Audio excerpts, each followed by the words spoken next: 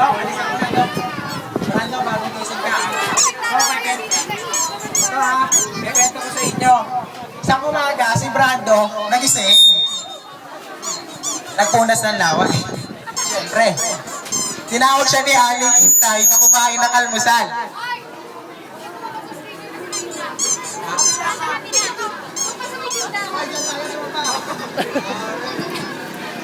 Sabi ni Intay, Brando, kain na ng almusal.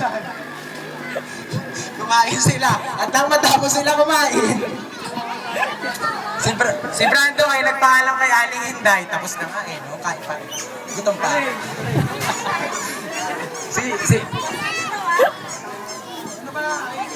Nagpaalam si Brando kay Aling Inday. Dahil pwede lumabas. Sabi ni Aling Inday, ako mo na yun.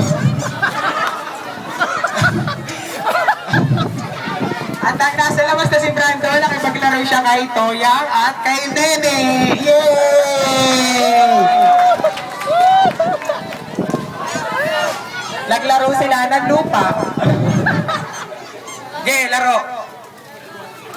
Si Brando ay nagreklamo kay Nene. Sabi ni Brando kay Nene, Nene, bakit na may lupa ka? Sabi ni Nene kay Brando, balabag ka. Last mo na yan, ha? Alam kung bakit ang katanghalian, tinawag ni Aling Inday si Brando ng pasigaw. Brando! At si Brando ay patakbong lumapit kay Aling Inday at sabay sabi, bakit? Bakit?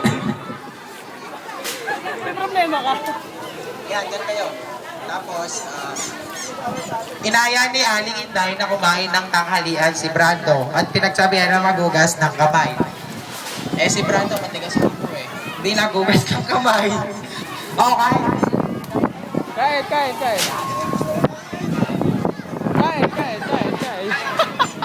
Nang matapos nilang kumain, si Brando ay nanood ng TV. Nood. Hoy, ano yung pinapanood mo, ha? Brando. At maya-maya biglang na nakita ang tiyan ni Brando. Penyeng bente! Sakit ng tiyan ko! Dahil penyeng bente!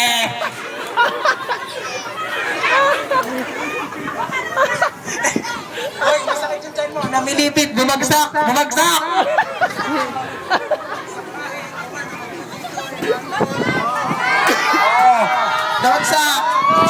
Oo, planking na yan! At nagpagulong-gulong!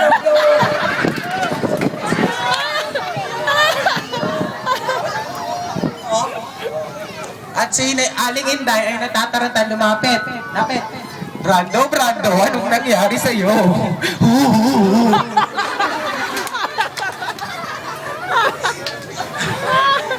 At nang hindi na makayanan ni Brando ang kanyang sakit ng tiyan, pumunta sila kay Doc Leng. Doc Leng, pasok. Inimas ni Doc Leng sa ulo si Brando. Brando, anong nangyari? Ay, bulate. Okay, tapos na yan. Pinagsabihan ni Doc Leng si Brando na magugas ng kamay bago at pagkatapos ito kumain para maiwasan ang mga bakterya. At kinausap ni Aling Inday si Doc Leng at nagpasalamat. Doc Leng, thank you very much! At simula noon, si Brando ay natuto ng magugas na kamay bago at pagkatapos kumain. Sino sa inyo nagugas na kamay bago kumain? Taas kamay! Ako hindi. Bakit tayo nagugas na kamay bago kumain? Bakit?